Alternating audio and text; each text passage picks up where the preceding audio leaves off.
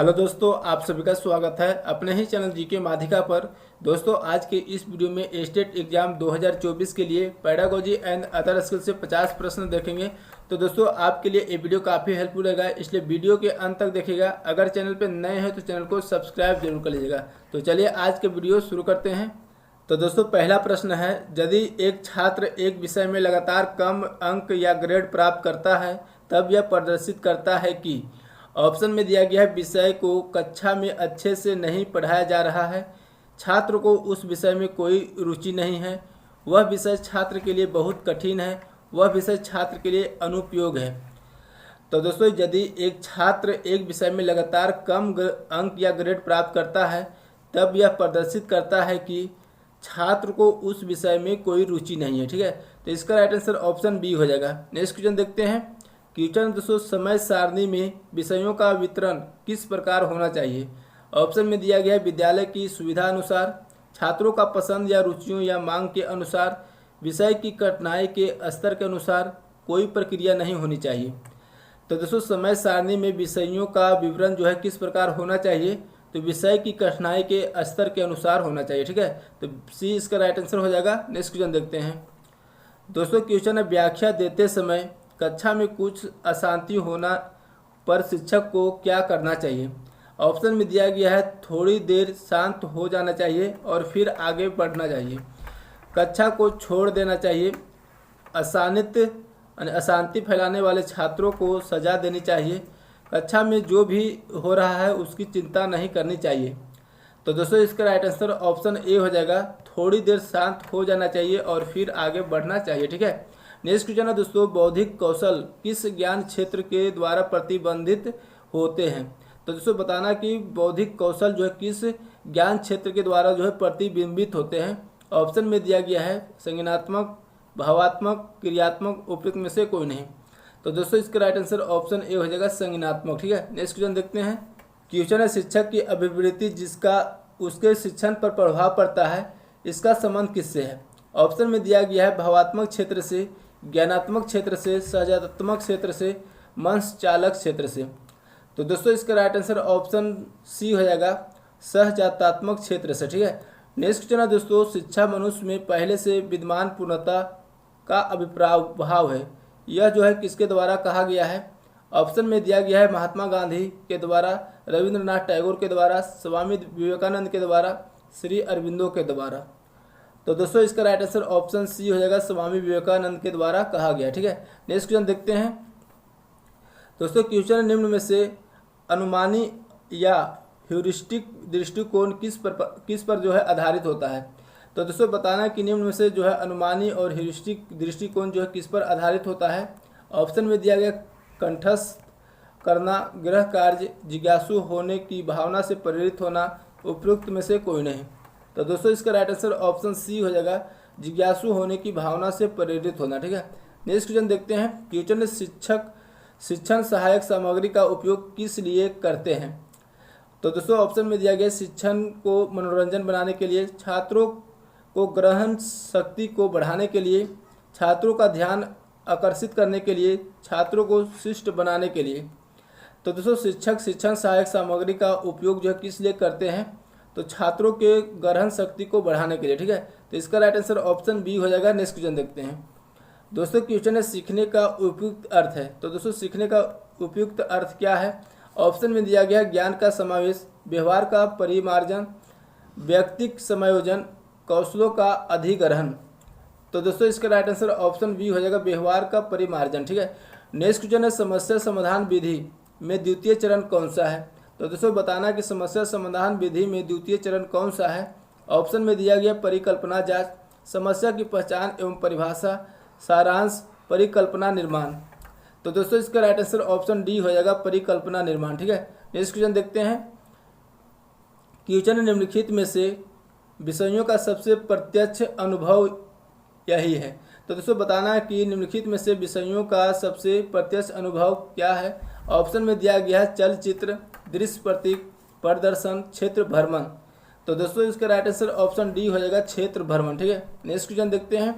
Question एक शिक्षक की अपनी कक्षा में व्यक्तिगत विभिन्नताओं को कम करने के लिए क्या करना चाहिए। ऑप्शन में दिया गया शिक्षण और मूल्यांकन के एक रूप और मानक तरीके होने चाहिए। बच्चों को उनके निशान के आधार पर अलग करना और लेबल लगाना चाहिए। छात्रों के साथ बातचीत में संलग्न होना चाहिए और उनके दृष्टिकोण को महत्व देना चाहिए।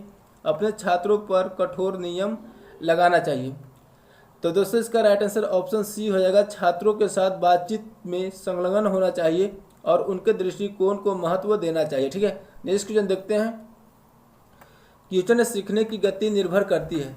तो दोस्तों सीखने की गति जो है किस पर निर्भर करती है? ऑप्शन में दिया गया है अध्येता की रुचि पर, अध्येता द्वारा विषय जिज्ञासा पर, अध्येता की प्रेरणा पर, उपयुक्त में से सभी पर। तो दोस्तों इसका राइट आंसर ऑप्शन डी हो जाएगा, उपयुक्त में से सभी पर। ठीक है, नेक्स्ट क्वेश्चन है, आप चाहते हैं कि आपके छात्र आपके द्वारा पढ़ाए गए प्रकरणों को भूले नहीं, इसके लिए आप क्या करेंगे?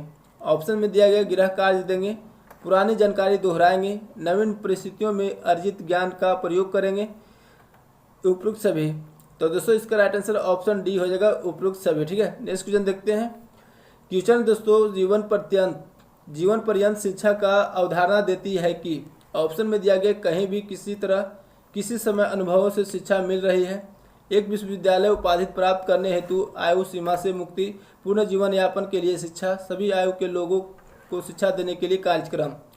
तो दोस्तों जीवन पर्यंत शिक्षा का अवधारणा देती है कि कहीं भी किसी तरह किसी समय अनुभवों से शिक्षा मिल रही है।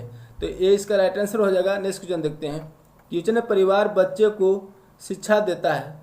तो दोस्तों परिवार जो है बच्चे को किस प्रकार शिक्षा देता है? ऑप्शन में दिया गया है औपचारिक रूप से, अनौपचारिक रूप से, जानबूझकर, नियमित रूप से।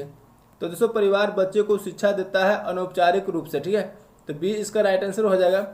नेक्स्ट क्वेश्चन है दोस्तों, आदर्शवाद जोर देता है। तो आदर्शवाद जो है किस पर जोर देता है? ऑप्शन में दिया गया आध्यात्मिकता पर, सामाजिक पक्ष पर, मानसिक पक्ष पर, उपयुक्त सभी पर। तो दोस्तों इसका राइट आंसर ऑप्शन डी हो जाएगा, उपयुक्त सभी पर। ठीक है, नेक्स्ट क्वेश्चन देखते हैं। क्वेश्चन सृजनात्मक उत्तरों के लिए आवश्यक है। तो सृजनात्मक उत्तरों के लिए जो है क्या आवश्यक है?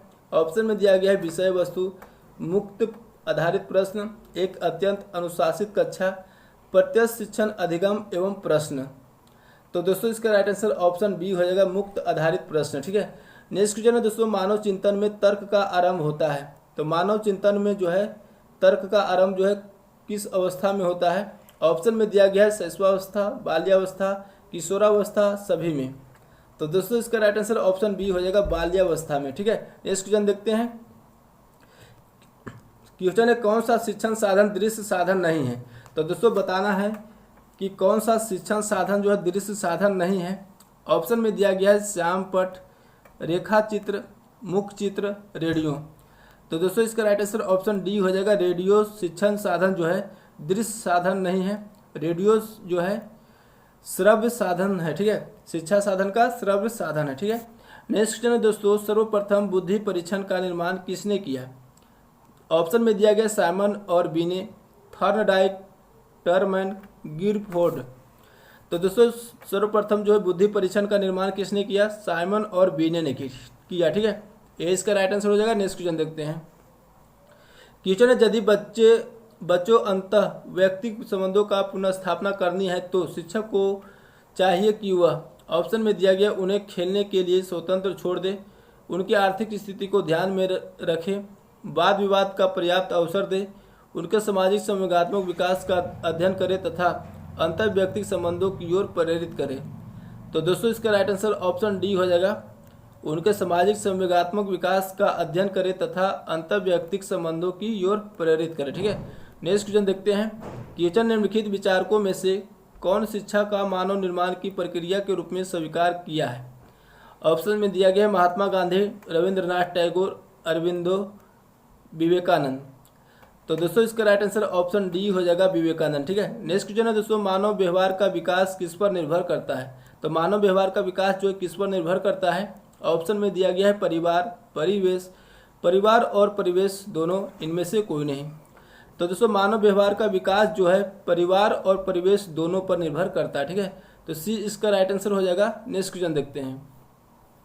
क्वेश्चन एक शिक्षक के लिए सर्वाधिक चुनौतीपूर्ण है। तो दोस्तों बताना कि एक शिक्षक के लिए जो है सर्वाधिक चुनौतीपूर्ण क्या है? ऑप्शन में दिया गया है विद्यार्थियों को कक्षा में बैठाकर रखना, गृह कार्य देना, शिक्षण अधिगम प्रक्रिया को आनंददायक बनाना, प्रश्न पत्र तैयार करना। तो दोस्तों इसका राइट आंसर ऑप्शन सी हो जाएगा, शिक्षण अधिगम प्रक्रिया को जो है आनंददायक बनाना एक शिक्षक के लिए सर्वाधिक चुनौतीपूर्ण है। ठीक है, नेक्स्ट क्वेश्चन देखते हैं। क्वेश्चन है शिक्षा मनोविज्ञान एक विज्ञान है। तो दोस्तों शिक्षा मनोविज्ञान एक विज्ञान है। ऑप्शन में दिया गया है शैक्षिक नियोजन का, शैक्षिक सिद्धांतों का, मानव व्यवहार का, इसमें से कोई नहीं। तो दोस्तों इसका राइट आंसर ऑप्शन सी हो जाएगा, मानव व्यवहार का। ठीक है, नेक्स्ट क्वेश्चन देखते हैं। क्वेश्चन है 10% तथा 20% की दो निरंतर छूटें यानी डिस्काउंट्स किस अकेली एक छूट के बराबर होगी।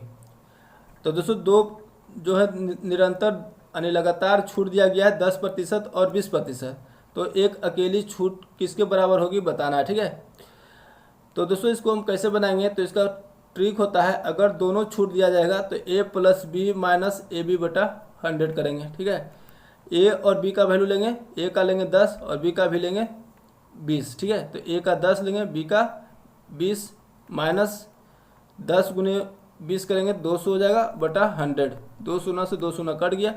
अब दोस्तों 10 + 20 30 हो गया, 30 - 2 कितना हो जाएगा 28, यानी 28% इसका राइट आंसर सी हो जाएगा। ठीक है, नेक्स्ट क्वेश्चन है यदि किसी काम को 24 आदमी 40 दिन में करते हैं तो 30 आदमी उसी काम को कितने दिन में करेंगे।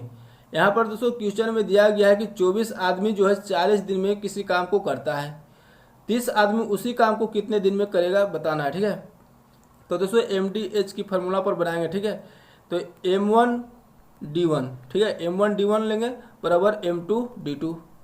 अब दोस्तों M1 दिया गया 24 आदमी, ठीक है, D1 दिया गया 40 दिन, M2 दिया है 30 दिन और D2 निकालना है। इसी को सोल्व करेंगे तो 0 से 0 कट गया, 3 × 8 = 24, 8 × 4 कितना हो जाएगा 32, यानी D2 बराबर आ गया 32। तो 32 इसका राइट आंसर सी हो जाएगा। नेक्स्ट क्वेश्चन देखते हैं।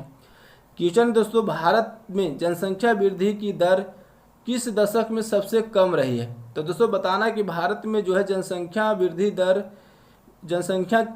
की दर जो है किस दशक में सबसे कम रही है। तो दोस्तों इसका राइट आंसर ऑप्शन बी हो जाएगा 1961 से 71 के बीच। ठीक है, नेक्स्ट क्वेश्चन देखते हैं। क्वेश्चन है दोस्तों निम्नलिखित में से किसके अंतर्गत भारत में सर्वप्रथम सर्वोच्च न्यायालय की स्थापना हुई। तो किसके अंतर्गत जो है भारत में सर्वप्रथम जो सर्वोच्च न्यायालय की स्थापना हुई। ऑप्शन में दिया गया रेगुलेटिंग एक्ट 1773, चार्टर अधिनियम 1853, भारत सरकार अधिनियम 1935, भारतीय संविधान 1956। तो दोस्तों इसका राइट आंसर ऑप्शन ए हो जाएगा, रेगुलेटिंग एक्ट 1773 के अंतर्गत। ठीक है, नेक्स्ट क्वेश्चन देखते हैं। क्वेश्चन है दोस्तों स्वतंत्रता के समय भारतीय राष्ट्रीय कांग्रेस के अध्यक्ष कौन थे। तो दोस्तों बताना है कि स्वतंत्रता के समय जो है भारतीय राष्ट्रीय कांग्रेस के अध्यक्ष कौन थे। ऑप्शन में दिया गया JP कृपलानी, जवाहरलाल नेहरू, राजेंद्र प्रसाद, अबुल कलाम आजाद। तो दोस्तों इसका राइट आंसर ऑप्शन ए हो जाएगा, JP कृपलानी। ठीक है, नेक्स्ट क्वेश्चन है एक धातु के तार में विद्युत का प्रभाव होता है। तो दोस्तों एक धातु के तार में विद्युत का प्रभाव जो है किसके कारण होता है। ऑप्शन में दिया गया इलेक्ट्रॉन के कारण, प्रोटॉन के कारण, आयन के कारण, उपयुक्त में से कोई नहीं। तो दोस्तों एक धातु के तार में जो विद्युत का प्रभाव जो है इलेक्ट्रॉन के कारण होता है। ठीक है, तो ए इसका राइट आंसर हो जाएगा। नेक्स्ट क्वेश्चन देखते हैं। क्वेश्चन है शुष्क सेल में कार्बन की छड़ कार्य करती है। तो दोस्तों बताना है कि शुष्क सेल में कार्बन की छड़ जो है कार्य करती है, किस प्रकार करती है। ऑप्शन में दिया गया एनोड का, कैथोड का, दोनों का, इनमें से कोई नहीं।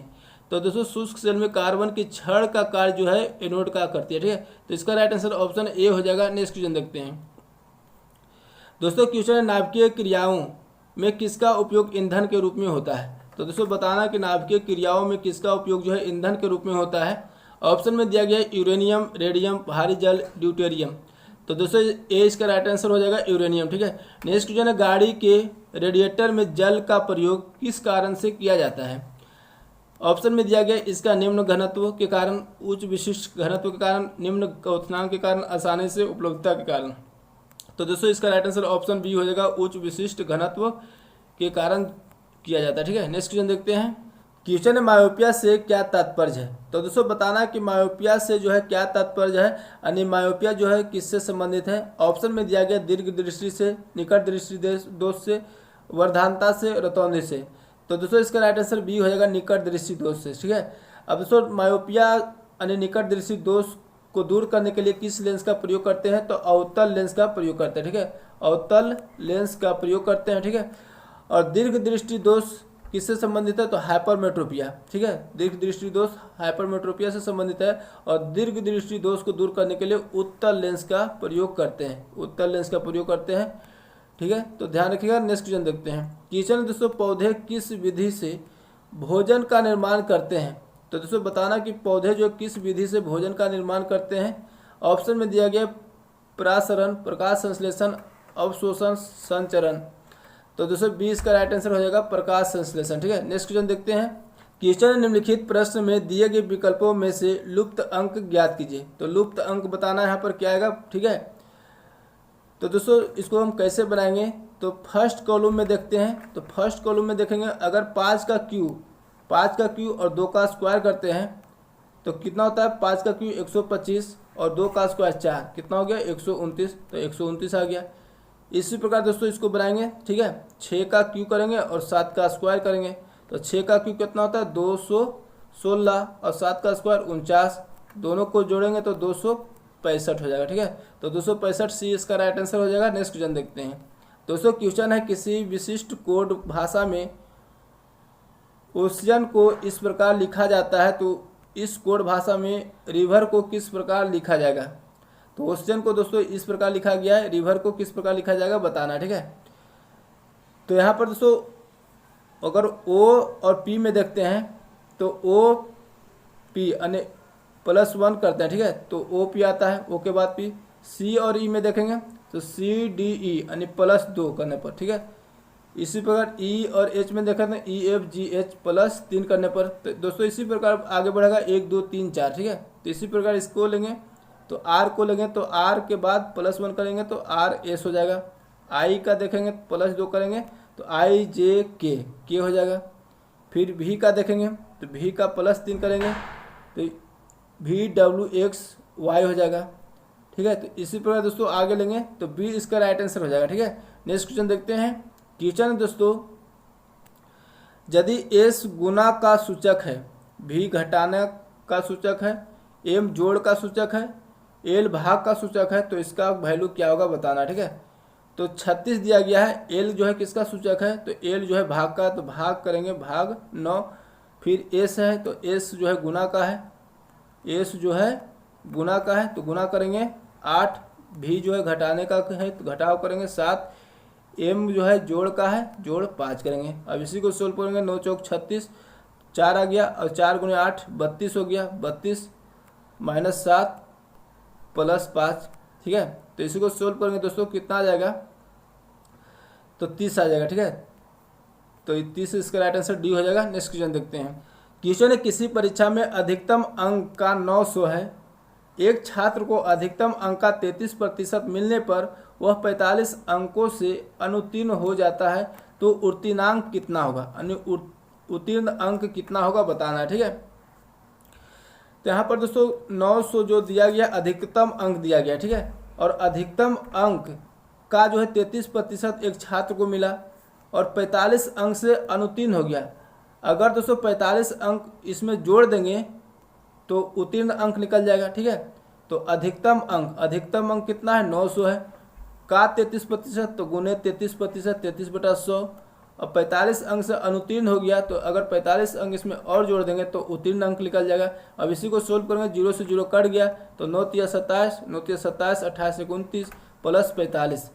अब जोड़ेंगे तो कितना हो जाएगा 7 5 12, 9 4 13, 1 14, 2 1 3, 342 जो है उत्तीर्णांक अंक है। ठीक है, तो इसका राइट आंसर ऑप्शन सी हो जाएगा। नेक्स्ट क्वेश्चन देखते हैं।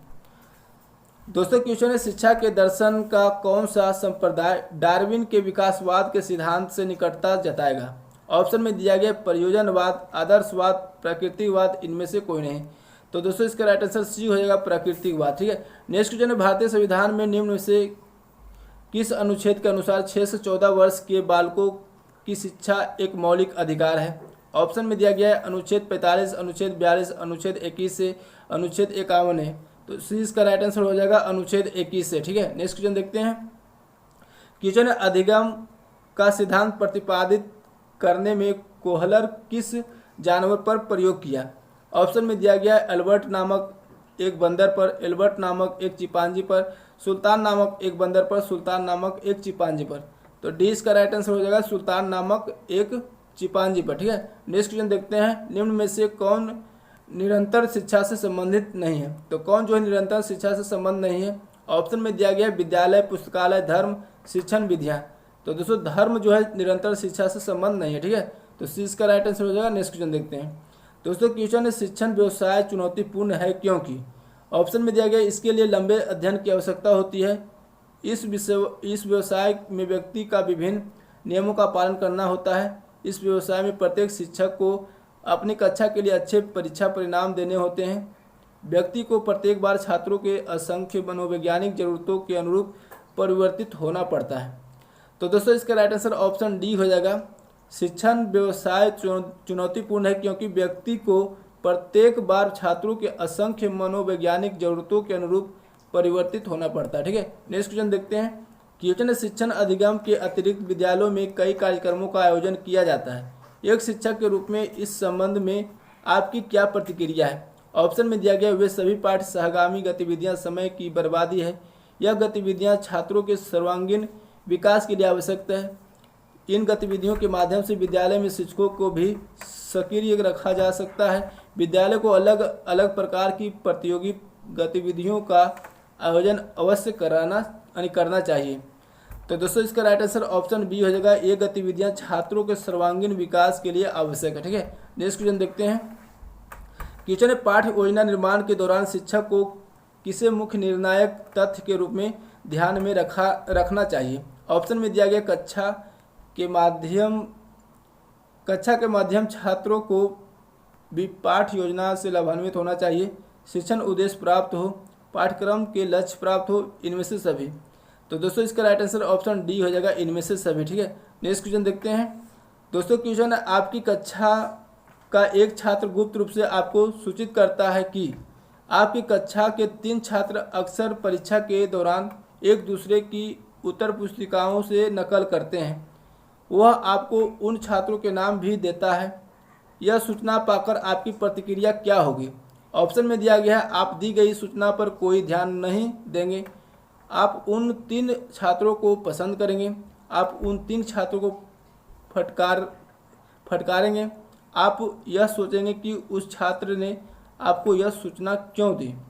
तो दोस्तों इसका राइट आंसर ऑप्शन डी हो जाएगा, आप यह सोचेंगे कि उस छात्र ने आपको यह सूचना क्यों दी। ठीक है, नेक्स्ट क्वेश्चन देखते हैं। क्वेश्चन है अंतर्राष्ट्रीय मुद्रा कोष का मुख्यालय कहाँ है, यानी अंतर्राष्ट्रीय मुद्रा कोष यानी IMF का मुख्यालय कहाँ पर है। ऑप्शन में दिया गया है वाशिंगटन DC में, न्यूयॉर्क में, जेनेवा में, वियना में। तो दोस्तों इसका राइट आंसर ए हो जाएगा वाशिंगटन DC में। ठीक है दोस्तों, आज की वीडियो वहीं तक रहने देते हैं, फिर मिलेंगे नेक्स्ट वीडियो में। अगर वीडियो अच्छा लगा तो लाइक करिएगा, चैनल पर नए हैं तो चैनल को सब्सक्राइब करके बेल आइकन जरूर दबा लीजिएगा। जय हिंद।